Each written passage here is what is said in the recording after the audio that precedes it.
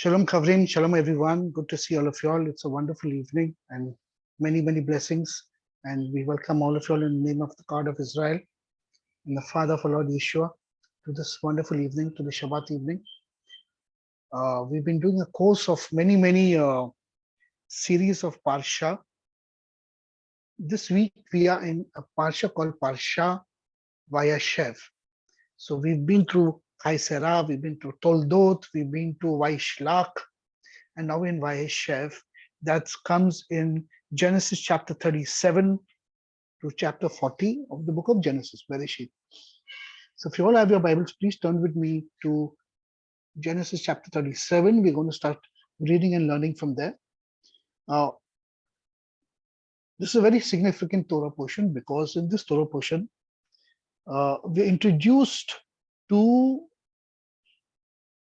the concept of redemption, the concept of Geulah, the concept of foreshadow of the Messiah, right? But to understand this, to bring things into perspective, we need to do a little deeper study than what we can read and what we can do, right? So please turn with me and we're going to study right from chapter 37, verse 1. And it says, let me start reading this. I named this Torah portion Ketonet, Pasim, because these are the two words that are mentioned in this Torah portion, and it refers to Yosef, right? It refers to Yosef. Now, Ketonet Pasim is a very interesting two words that denotes something, but in a spiritual context, it denotes Geulah. What is Geulah? Geulah means redemption, from where we get the word galut, which means exile. So Ketonet Pasim is very specific to Yosef. Okay, so turn with me and we'll study from verse 1.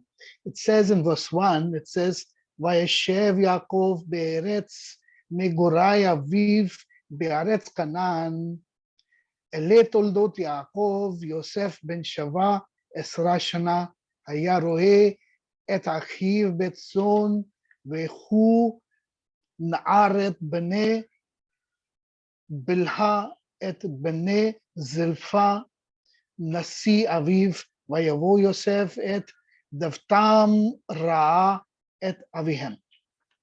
And Jacob now settled in the land of his father's sojourning. Who's his father?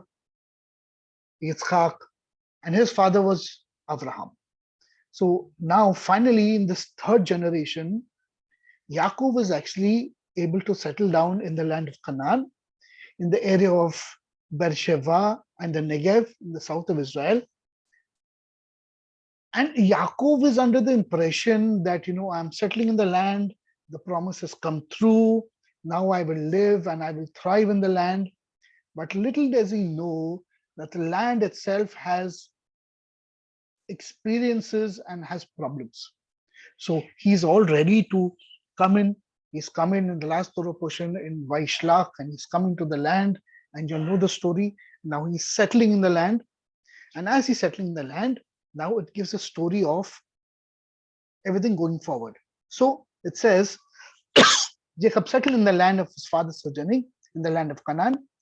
And then it says something amazing. It says, these are the offspring of Yaakov. Now, when it says these are the offspring of Yaakov, should it not have mentioned Reuven, Shimon, Levi, Yehuda, Issachar, Dan, Naphtali, right? All the full 12 children.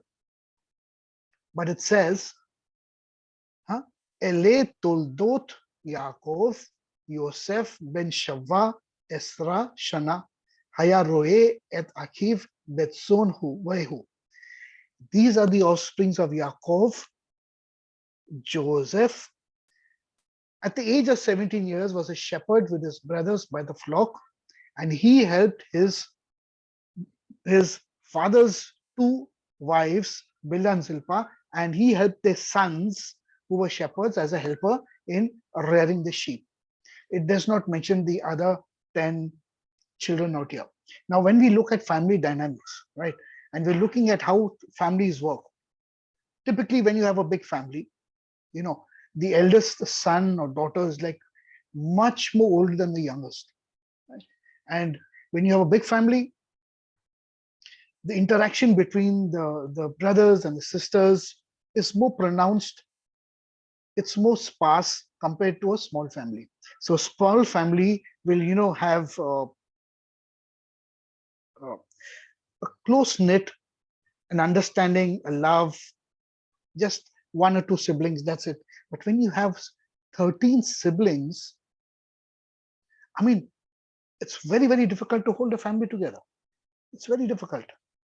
Now, we read in these Torah portions that there is a distinctive, not so good feeling among the brothers in the house of Yaakov. That is for sure. Because you have to understand Yaakov's mentality. First of all, God's promised him children and he's going to inherit the land. So I think he goes all out wanting so many children. That's a general trend that say, okay, God has promised me and I have to bear children. So he has 13 children, 12 sons and one girl, Dinah, that belongs to Leah. So that's one way to look at it. The other way to look at it, why does he have so many children? I mean, you have one, you have two sons, three sons, isn't it enough? But then you want more, or you want more and you want more, or you're looking for that one type of son that is going to be, that's going to catch your eye and say, okay, this is the son that I'm looking for. So till then, I'm going to keep getting children. And in those days, they had many, many children, right? They had children because they needed children to run the home, the family, the tents, the business. So having more children was more protection. It was more kind of, that if I have more children, the more chances of survival of the family and of the business. Okay, so many. The other aspect of it is that he had two wives. So each wife had their own sense of, I want to be the one that is going to take forward the promises of what God gave Abraham. And this one was saying, why is it not me? Why am I barren? Rachel says, why am I barren? Leah says, I'm fertile, I'm giving birth, maybe I am the one, right? So this tussle is on constantly between the two wives and Yaakov. But Yaakov is still not satisfied in a sense that he's still looking for that perfect child. So that's probably one of the reasons why we're having so many children. Now, in the last Torah portion, if we go back a little, in chapter 34, it says, now Dinah was a daughter of Leah, whom she had born to Yaakov, and she went out to the daughters of the land. And mind you, where is this? This is in a place called Shechem, right? Shechem, son of Hamor, the Hivite, prince of Israel, took advantage of her, and then he lay with her, and then it became a big issue, and then he brought the proposal to marry her, and then they agreed. But I want you all to look at the conversation that ensues as soon as this happens. Okay, look at the conversation again. Shechem, son of Hamor, the Hivi, the prince of the land, saw her. He took and he lay with her and violated her. He became deeply attached to Dinah, daughter of Yaakov. He loved the maiden and spoke to maiden's heart. Okay, so he wooed her and he fell in love with her, and they built up a rapport and they built up a relationship. So Shechem spoke to Hamor, his father, saying, take me this girl for a wife. I'm pining for her. I want this girl for a wife. Now Yaakov heard that he had defiled his daughter Dinah while his sons were with his livestock in the field. So Jacob kept silent until their arrival. Jacob Yaakov comes to know everything, but he's not saying anything, he's not doing anything. Why? Why doesn't Yaakov do anything? Because his backing, his support, his children are not there. Now, how would you expect this entire situation to to turn out? So Hamor, Shechem's father, comes. He comes out to Yaakov and he speaks to him. And Jacob's sons arrived from the field at that point of time when they heard that the men were distressed and were fired deeply. So all of them were tremendously angry from within. From Reuben, Shimon, Levi, Yehuda, all of them were, and Issachar and Dan and Naphtali, and all the guys were completely, they were shivering with anger, but they were controlling it. Okay, this is deceit at a very high level, but they were very quiet and they were just ensuing. Then they give a proposal, okay, uh, and then when they give the proposal, Jacob's sons answered Shechem and his father. So in this entire thing that's happening, Jacob's mouth is closed. Yaakov is not saying anything. Okay. Then Jacob's sons answered Shechem and his father, Hamor, with cleverness. Okay. And they spoke because he had defiled his sister Dinah. They said to them, we cannot do this thing to give our sister to a man who is uncircumcised. Now, from a covenant point of view, that's fine, that's right. Obviously, from the Jewish point of view, that someone circumcised, we cannot give our daughter to someone that way. And for that is an insult to us. Only on this condition we will acquiesce to you if you become like us. Every male have to become circumcised, and they convinced them, and they went and got themselves circumcised. And then while they were in the pain on the third day, it came to pass on the third day that Jacob's two sons, Shimon and Levi. Who was Levi? The Levi was the head of the tribe of the Levites, who actually became the Kohens and the priests, right? Took their swords, went into the city of Shechem, and slaughtered everyone. They killed every male. And Hamor and Shechem, their son, they killed with the blade of a sword when they took Dinah from Shechem's house and they left. The sons of Jacob came upon the slain and they plundered the city. They ransacked it. They took all the wealth. They just went through the city from end to end.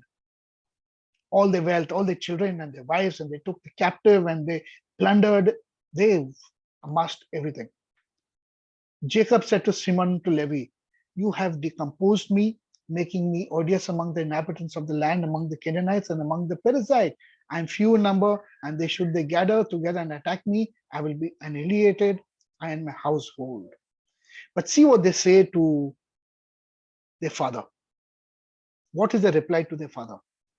And they said to Yaakov, they said, should he treat our sister like a harlot? Isn't their father important? Shouldn't they have said, Father, they should not treat our sister and your daughter like a harlot? So this animosity is very, very important to understand. Why is this animosity in the first place? What is this animosity about? You see, when Lavan deceived Yaakov and gave him Leah instead of Rachel, obviously she gave birth, and then he was married to her, so she gave birth again and gave birth and gave birth. But Yaakov's heart was not with Leah and the children, and it was very, very prominent, very much prominent. We'll, further on, earlier on, you would have read in this Torah portion, and then Rachel was crying. Rachel was crying. She's saying, I'm barren, right? But then Rachel gets firstborn, Yosef. And that firstborn now is somebody that Yaakov looks at and says, this is the son I was waiting for. So in families, Is there partiality? Are parents sometimes, favorable to one child and not to another child? They like one child and they don't like another child. It happens in all families, friends. It happens in all families. But this is not what I'm proposing out here. I'm proposing something that Yaakov knows exactly through his Ruach HaKodesh, through the intuition of his Holy Spirit. He knows the son that is going to take things forward and is going to be the Geulah, the final redemption of the Jewish nation. And he was waiting for that son. So therefore, he invested everything into Yaakov, into Yosef. Okay, so let's read on.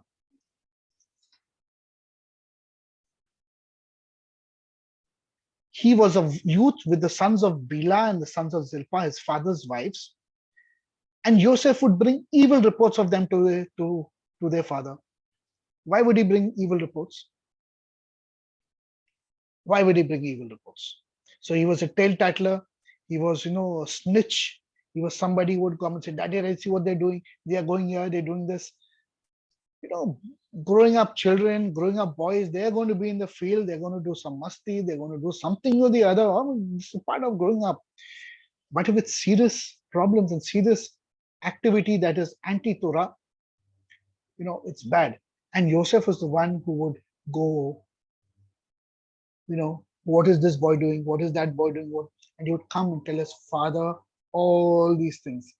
Why? Because not that the father didn't care about his other sons, but he understood that the other sons were not of the spiritual level of what Yosef was going to be or is at. And he groomed Yosef. Now, in the last Torah portion, we've seen that when Yaakov left his father's house, Yitzhak's house, for 14 years he went and studied in the yeshiva of Noach and Eber. He studied the ways of God out there because he came from the tent of Abraham and he came from the tent of Yitzhak.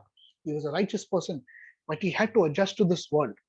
He had to adjust to the ways of this world. So he came and for 14 years he was studying in the yeshiva of Shem and Eber. When he studied over there, and then finally he goes to goes to Laban's house and he wants to marry Rachel and Leah, and that's how the story starts.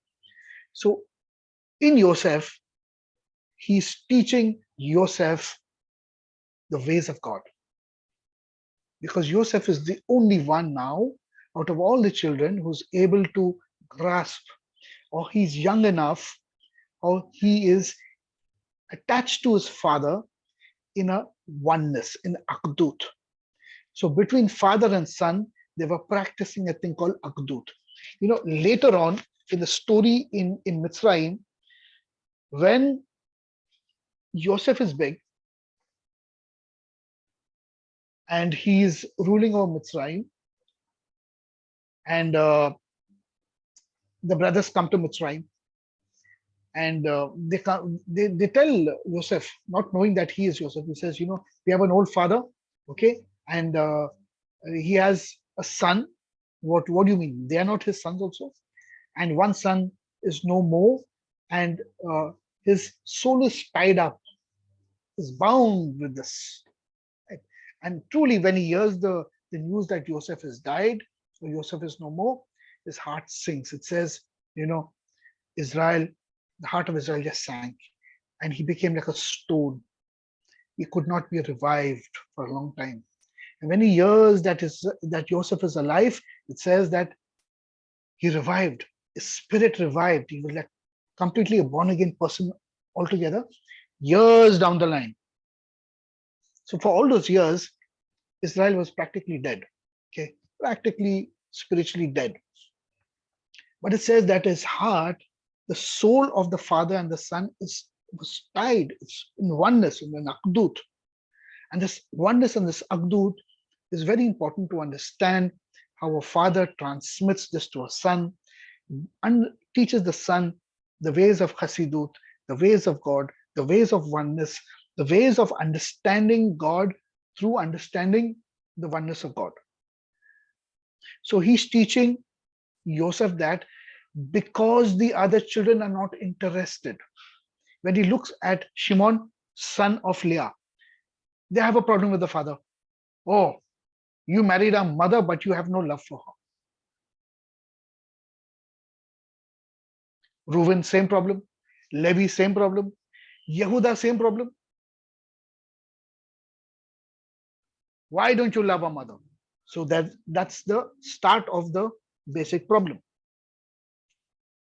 Then Bilhah and Zilpah, right, the two concubines, their children also, they say, we are not of the official wife here. We're not of the official wife there. Who are we? So there is animosity in a not in even in a triangle, but it's more of a quadrangle kind of issue. And all the brothers are they're living in one camp, right? But everything's not very good. Now, when Rachel dies, if you have read the story very well, when Rachel dies, giving birth to Benjamin, right? Where does Yaakov go to? Shouldn't he go to Leah? Should he not go to Leah? Because that's his wife also, right? To be comforted. But what does Shimon do? What does Shimon do? He goes and he goes into the tent his of the concubine's tent, Bilhah or Zilpah, one of the two, and he does nonsense out there with her, right? And Yaakov comes to know about it. Why does this happen? This happens because when he sees Yaakov going to his concubines rather than the mother, they all get angry. This is, don't you have a wife? Why are you going to the other midwives? Come to my mother. Why aren't you living with my mother? So, all this hatred and this anger is building up among the tribes. A lot of nonsense is happening. Yaakov, being, the the youngest, the second youngest out of this lot, is not really touched by all these politics that's happening between all the brothers. He's more connected to the father, and the father knows that this son has got my ear and I can groom him. So teaching. He's teaching the ways of God to Yosef, and Yosef now is of a higher quality of a soul that is more spiritually inclined rather than the brothers who are physically inclined. So the bad reports they're bringing to their father are the reports that what they were doing in the field, what mischief they're up to, how they're not being very kosher in their lifestyle, what are they doing with the Canaanite women, and a whole lot of other stuff which is not mentioned actually. But this is the background of the story. So then it says, verse 3, Israel ahav et Yosef, Israel ahav et Yosef mechol banav, ki ben zechunim hu lo ve'asa lo Ketonet Pasim. Now, Yaakov loved Yosef more than all his children, more than all his sons. And since he loved him, he trained him, he gave, all the teaching to Yosef, because Yosef is the only one who would listen to him, not the sons of the concubine, not the sons of his concubine. Yeah, it was Reuben actually, correct. Sorry, who went to this thing. So when that was happening, they, it was so difficult for Yaakov to love them because they were not responding in a positive manner to all of them, to him. But who gave him ear was Yosef. So therefore Yosef becomes his favorite. And being old, Yosef is probably the one who's attending on him all the time, and taking care of him. And then it says that he made him a fine woolen tunic. A fine woolen tunic. He made him wear a salo Ketonet Pasim. Now, this Ketonet Pasim from the word Katan. Katan is literally small, right? And Pasim in Ivrit means stripes of many colors. stripes of many colors. So, the stripes, like, the stripe, like what I'm wearing, right? Stripes of many, many colors was given to him. And all the colors that were given to him, but why did the father have to make him this very specific garment? And what is this garment actually all about? Now, his father would have, you know, got it made and made him put on this garment. But on this, it's telling us in a very spiritual angle that by training Yosef and teaching him the ways of Torah, Yaakov was adorning Yosef spiritually in garments of righteousness. By training him in the ways of Torah, in the ways of God, you know, how to be righteous, how to be virtuous, how to be, diligent, how to be loving of God, how to be live with alacrity, how to be, to live with equity, to be have justice in your being, to be shalom, to be whole lot of things. And he was learning all this. And each quality that Yosef acquires and learns from his father, they're like garments that he's wearing in the soul. That's why the Bible talks about many places that you have garments of righteousness and garments of praise and garments of this and garments, a whole lot of other stuff which you can't see with your eyes. But uh, Yaakov is training him in those ways. Where do you see all these virtues coming out? These virtues are coming out because when Yosef leaves his father's presence, and he leaves his father's presence, you see his behavior, you see his reaction to this world, you see how his conduct is in this world. You look at, even in difficult situations and times, his head is held high and he does not falter. Essentially, he is in Mitzrayim, okay? He is in bondage, he's in slavery, he's in a dungeon for so many years, he comes out of the dungeon, he's elevated, but in all of that, he does not lose that Ketonet Pasim in many ways. He does not lose that garment that he was adorned with and what Yaakov, his father, put onto him. Because of this virtuous conduct of this boy, his brothers who are not practicing and not learning from the father, they said they hated him for that. You know, in life, when you say, okay, I'm done with nonsense in this world, I want to start walking straight. I'm done with doing nonsense. I'm done with doing all these rubbish things in this world. And you, you change your conduct in life. You start growing spiritually, coming towards God, doing things. The world is going to look at you and say, "What's wrong with this guy?" And then when you speak truth and words of God, they're going to start hating you. I'm telling you, you stand up and you go to a public place and start preaching the gospel. You see what happens to you. You play commercial songs and do all these things, everyone's going to have a good time. The moment you stand up and say, just use the word Yeshua, the full world will turn and they will look at you. And you're in for serious trouble on the physical level. So Yosef was being groomed by his father, and this Ketonet Pasim that his father had put on were not only a physical thing. It was spiritual garments of righteousness and a whole lot of other things that his father was trained on. And and and this is how he was growing. And his brothers hated him. Okay, let's keep reading. His brothers saw that it was he whom their father loved most of all the brothers, so they hated him. They were not able to speak to him peaceably. Now I'm going to read this in the Hebrew. Okay, it says, "Vayreu achiv ki otho ahav avihem mechol achiv va'isaneu otho velo yachalu Devro le shalom. And they were not able to be in shalom with him. So, what do you mean they were not able to be in shalom with him?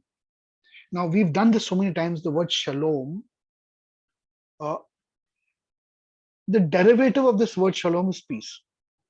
But in truth, the word shalom means wholeness, it means completeness, it means something far greater than only peace, because peace is the result of being in shalom.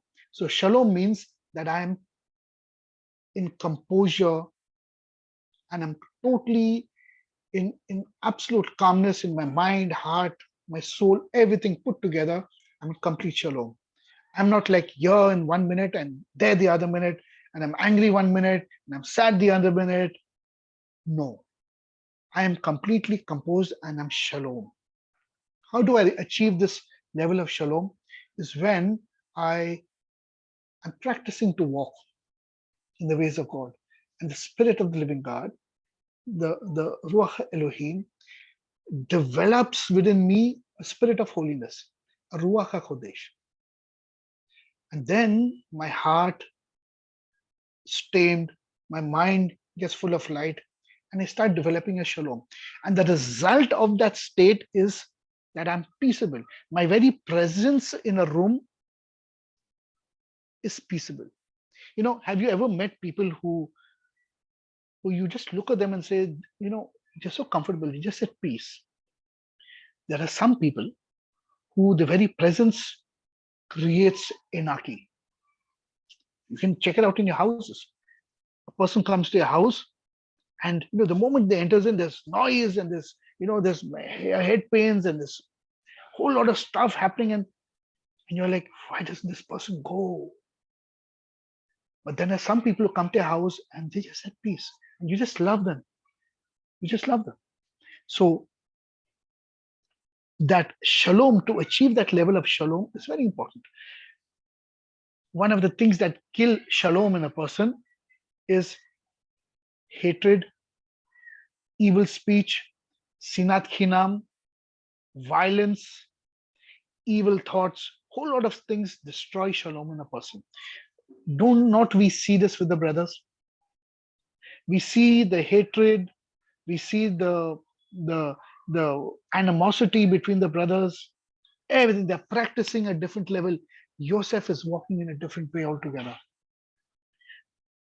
So we're looking at now uh, the rectification that Yaakov has. Avram had a different type of rectification. Itzhak had a different type of rectification. Yaakov has a different type of rectification. What is the rectification of Yaakov? Look very carefully. Look very carefully. Yaakov, when he went to Lavan, he was deceived. His bed was deceived. He had two beds, two tents, right? To achieve that rectification, he had to have 12 children. So we're talking about the rectification of physical and sexual immorality, because that's basically what happened in the Garden of Eden. That was the core thing that needed to be rectified, right? There. Then you come to the story of Dinah. Same problem all over again. It's got to do with sexual activity, which is a problem, right? Then you come to Mitzrayim, and then what happens to Potiphar's wife and Yosef? Same problem. But how does it overcome? Dinah succumbs to it. Yaakov has two tents. In a way, he succumbed to it, although being a righteous person. But it is Yosef who finally overcomes and rectifies that particular rectification, which is a stepping stone of holiness, kadosh, sanctification, going forward, because it is through him now he is going to be able to sanctify the tribes of Israel and to bring them out from the Geulah. So God was preparing Yosef in a way that you and me do not understand. Yaakov knew it. Yaakov was training Yosef, but the sons were out in this world. They were living in the flesh. They were out living in the flesh. Okay, amazing when you look at all these perspectives. Then it says, and his brothers saw that it was whom their father loved most of all his brothers, so they hated him, and they were not able to speak to him in shalom. They were not able to speak to him in wholeness and completeness. So every word that came out from their mouth was, you know, anger or animosity or a violent kind of attitude, right? Verse 7 says, verse 5 says, sorry, Vayakhalom Yosef Khalom Vayaged Leachiv Vayesafu Od Sina Otho. And now Joseph dreamt a dream, which he told to his brothers, and they increased to hate him all the more. He said to them, Hear you, please. He says, Vayomer Elohim Shimauna. He says, Shimauna, hear, please. Ha Khalom Hadze Asher Ha Khalamti. Hear, if you please, this dream which I have dreamt. I want you to listen. Now, it's either through innocence or it's through a point of, my brothers don't want to change, but let me at least try to speak to them. He's trying to reach out to them, right? But no way. Then he tells them, Behold, we were binding sheaves in the middle of the field, when behold, my sheaf, Nadzav, stood up, and behold, the word Nadzav is to supervise. That my sheaf stood up, supervising all your sheaves that you gathered, and all your sheaves bowed before my sheaf. Man, I'm telling you, 11 of them would have given him such a thrashing if they had to have the chance. Can you imagine if someone tells you I have this dream and you're going to bow down before me? You'll be like, what? Come on, get out of here, kid. Oh man, they hated him more and more. Why? Because they were going down a different road. Yosef was going down a different road. He was adorned with Ketonet Pasim in spiritual garments. They had no idea what these spiritual garments were. So his brothers asked him, Would you like to reign over us? Would you then dominate us? And they increased to even become hate him all the more because of his dreams and because of it. So, I think the Torah mentions about 2 or 3 dreams out here. He probably had a lot more, and by which they were totally incensed with this guy. Then it says he dreamt another dream. And he told it to his brothers, and he said, Look, I dreamt another dream. Behold, the sun, moon, and the 11 stars are bowing down to me. Oh man, this is incredible, absolutely incredible. And he related it to his father and to his brothers. And his father scolded him and said to him, What is this dream that you have dreamt? Are we to come? I and your mother also have to come and bow before you to the ground? So his brothers were jealous of him, but his father waited on this matter. It says his father waited and was watching what is happening. Now, what is this dream about? Sun, moon, and the stars and the planets all bowing before. What is this all about? Do you remember last time I told you that the natural order of things that God created were the sun, moon, and the 12 planets, right? And every person that's actually born in this world by natural descent comes under the influence of those divine angelic beings that are in a hierarchy, or the principalities and the kingdoms, like what's mentioned in the New Testament. Okay, they're born under the influence of those things into this world, and they live their life in things in this world. So everyone is born under those 12 constellations, those 12 planets, the sun and the moon and the stars. That world got corrupted with the fall of Adam. So what was God doing out here now? God was creating an alternate 12 constellations, 12 tribes of Israel. And God's plan is that ultimately Even the nations that come in would be removed, would be plucked out, taken out from the old 12 constellations as degraded and broken, and taken and grafted into these 12 new tribes and these new names that God has created, right? So the dream of Yosef is out here. He's trying to tell them, this old world order that was created that has become corrupt and broken and it's corrupting all of humanity. It's going to it's going to be of no use one day, because it's going to come under the power of God in such a way that his Messiah is going to be above all of this. So his dream, he is having the dream, but he's also relating to them the concept of the Messiah, right? Which they're not able to understand. They take it in a very different way, in a different angle altogether. And so they get angry with him. And his father also says the sun and the moon. So, this is where in the portion that you have that the sun is the masculine aspect and the moon is the feminine aspect.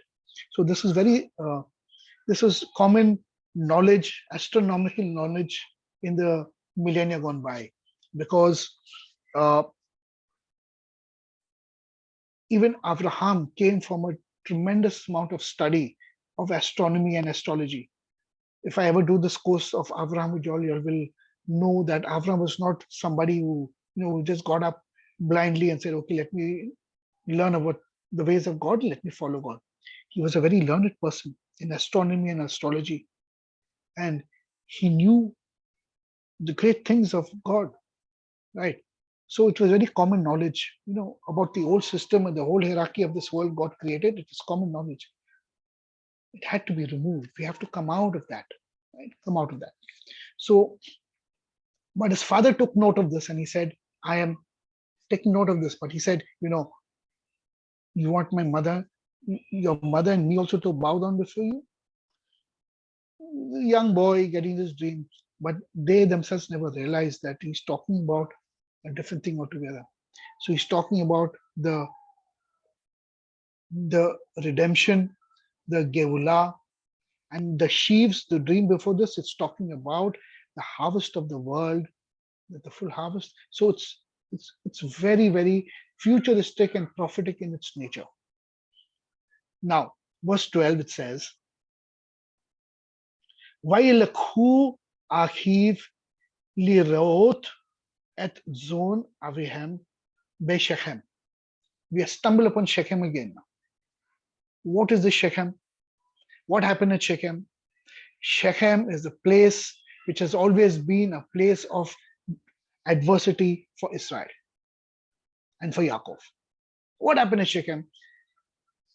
Dinah happened at Shechem.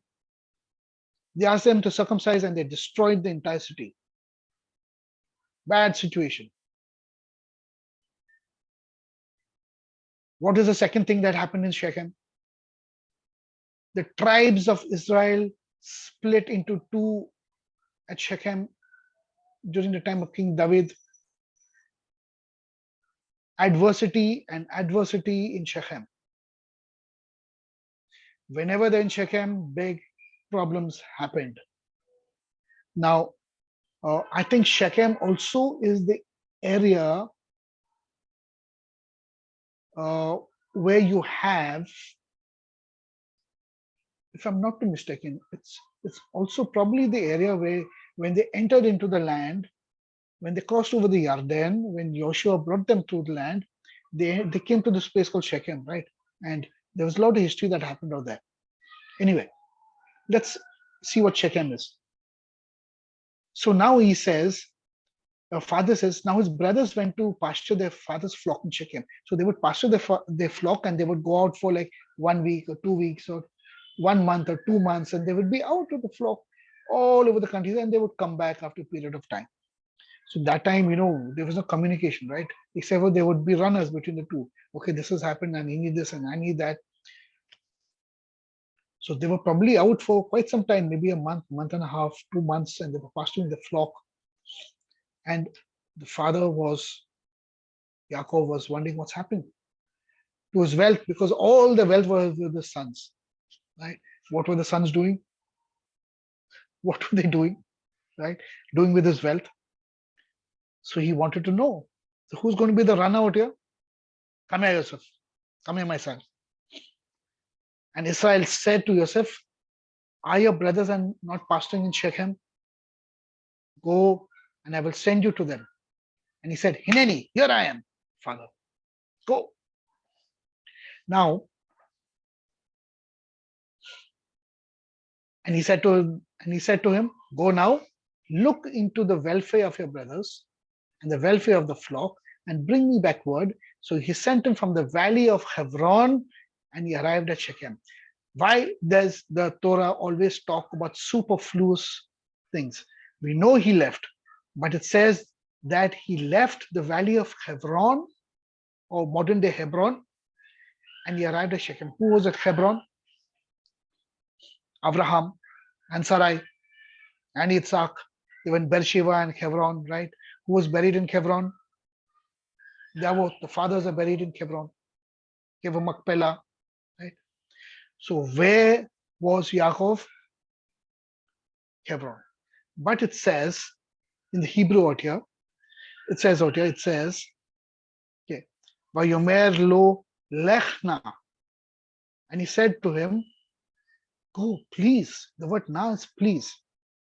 Lechna, re et shalom achecha ve'et shalom hazon. Go now, please, and look at the shalom of your brothers. See, you'll get this only when you're reading the Hebrew, not in the English or any other translation. Will you go and look at the shalom of your brothers and the shalom of the pasture and the flock? One second. Who is the shalom of the brothers and who are the shalom of the flock? So if the 12 brothers talk about the 12 tribes of Israel, then who are the flock? Yeah, we got an answer there, friends. So if the 12 tribes and shalom, should not the flock that they're tending to also be in shalom? What a mandate Yaakov gives Yosef. Amazing mandate. Go now and look into the welfare of your brothers and the welfare and the shalom of the flock, and bring me back word. So he sent him from the valley of Hebron, and he arrived at Shechem. It says, Achicha ve'et shalom hazon v'ha shevenu davar vayishlechu me'amek Hebron vayavo Shechema. Me'emek is a very interesting word. Me'amek Hebron, it says from the valley of Hebron. But Hebron is not a valley, my friends. Hebron is in the Judean hills on top. It's not down where the Dead Sea is. It's not in the Shephelah on the Mediterranean coast, but it's on top on a plateau. So there may be undulation in the land where Hebron is, but there is no deep valley in Hebron. Cannot be. So why does it say Me'amech Hebron vayavo Shechema? So listen to what the sages say. Especially, I think, in the Midrash Bereshit Rabbah 84:13 and Sota 11a, which is in the Mishnah, it says the word Emek, valley, is related to Amuk, which is deepness. Thus, the phrase from the valley of Hebron implies from the depth of Hebron. Yosef's departure from Hebron originated from the deep designs concerning Abraham. So that means as long as they were in Hebron, and as long as he was in Hebron, he was in this deep oneness with spiritual oneness with the family. because the word Hebron, okay, comes from the word Chaver, which means closeness, intimacy. And believe me, it's from the word friend, Kever. The word Kever is friend. That means friend is somebody who you're close to, who you are to a certain level intimate with. You know each other well. So that's what Hebron is, a place of oneness.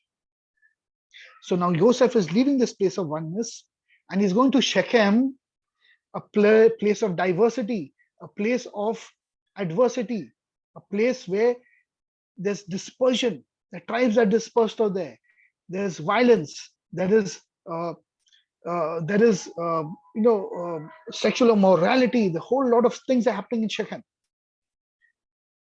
So he's traveling from his father in the deepness, in the deep rootedness of the oneness of his father, and he's coming to Shechem, and then he's in this place, and then it says, a man discovered him, and behold, he was walking through the field looking for his brothers. The man asked him, saying, "What do you seek?" And he said, "My brothers do I seek. Tell me, please, where are they pasturing?" The man said, "They've journeyed on from here. For I heard them saying, 'Let us go to Dothan.'" So Joseph went after his brothers and found them in Dothan. Joseph's mandate was to go to Shechem, not to go to Dothan. If he had to go to Shechem and not found them there, he should have come back to his father and said, "Father, they're not in Shechem. We don't know where they are." But then this man, who the sages say is actually an angel, is angel Gabriel, who says, "Who are you looking for?" "Oh, they want to Dothan. They were just gone further down in the different part of Shechem. That's a place of Dothan." He follows them there, and by him following there, it's like a trap that was laid, and he goes down there, and then the story unravels about Yosef. That's where they see him, and they say, "We have a chance now. He's not with his father. He's not in the deepness uh, uh, of that oneness with his father. He is out in the open, and we can do whatever we want." So Joseph went after his brethren and found them at Dothan, and they saw him from afar. And when he had not yet approached them, they conspired towards to kill him. Man, it's amazing, absolutely amazing. And one said to the other, "Look, the dreamer's coming. So now come and let us kill him, and let us throw him into the pits, and we will say, 'A wild beast has devoured him,' and we shall see what becomes of his dreams." The man is a big dreamer, right? Slaughter him, kill him, let's see what happens to his dream. All the dreams are going to go into air. Poof. Then Reuben interferes, and Reuben says, "No, don't do this. Let's keep him. Okay, let's not shed blood." And then Joseph comes, and his brothers, they catch him. They probably slap him around a little, and they take off his tunic. What do you mean they take off his tunic? Is it that same tunic? The fine woolen tunic was on him. Okay, so they take off his tunic. He comes to bring shalom to his brothers. He comes to bring shalom to the flock, like to Israel and to the nations. That's what was given.